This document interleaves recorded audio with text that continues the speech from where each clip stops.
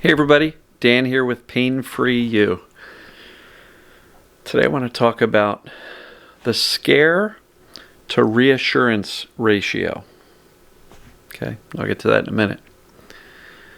Almost called it the scare to soothe ratio.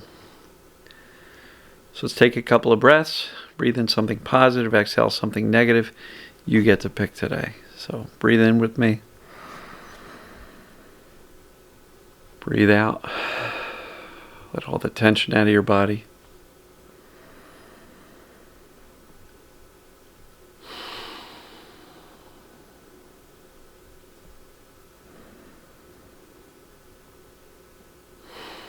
Notice the sense of calm that comes over you. And when you're in the middle of a big flare or some catastrophic thinking and your thinking's kind of getting worse and going off the deep end, breathing is a really good way to just reset. Take a couple of breaths. And it sends a nice message to your subconscious brain that you're okay. So try that.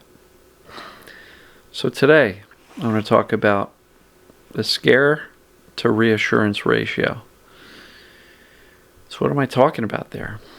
Well, in many cases, when we're having a colorful day from the standpoint of symptoms or pains, many times our thinking can do one of two things. It can either scare the pants off us and really scare the crap out of us, or our thinking can reassure ourselves that we're going to be okay. So inevitably, when you're deep into a flare, when you are new to TMS, you've been in chronic pain for a while, you're just learning about this stuff, or you're not just learning about it, but you're frustrated, you're fearful, you're not making any progress, inevitably, it's possible that the ratio is out of balance, that you're scaring yourself. Language is way up high, and the ability to reassure yourself and calm yourself down is very low. So I'm going to encourage you to pay attention to the dominant thought process that's going on in your head. What are you doing more often than not? Is your thinking scaring the crap out of you? Or is your thinking calmly reassuring yourself? Really important, right? Because the brain believes what we think and say most often. I know I say this stuff all the time, but it bears repeating. Repetition is key here. And so if you think you can be freaking out all day long, then try to just sit down and chill out for a little bit, maybe do a little meditation or breathing for 15 minutes and reassure yourself that you'll be fine. Sometimes I'll have people say, this stuff doesn't work. I try it and it doesn't work. Like, okay, how long are you doing that for?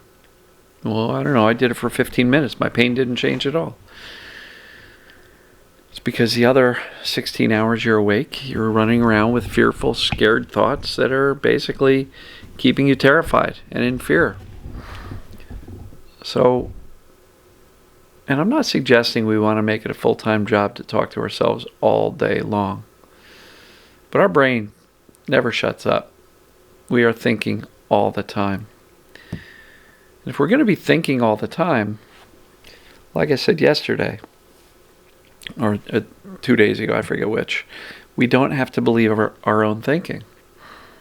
But also keep in mind, we do have some conscious decision or conscious control over what we do with our brain. It is our brain, after all. Some people say, oh, I can't control my brain. The thoughts just spiral out of control. Whose brain is it? Right? And it's going to be going no matter what. So if you have the ability to, I'm going to encourage you to calmly reassure yourself, to remind yourself that this is all temporary. It's all just mind-body. Pain's created in the brain. The body's perfectly fine. There's nothing wrong. There's nothing to heal. Nothing's broken. Right? And so we do have conscious control over what we do with our thinking.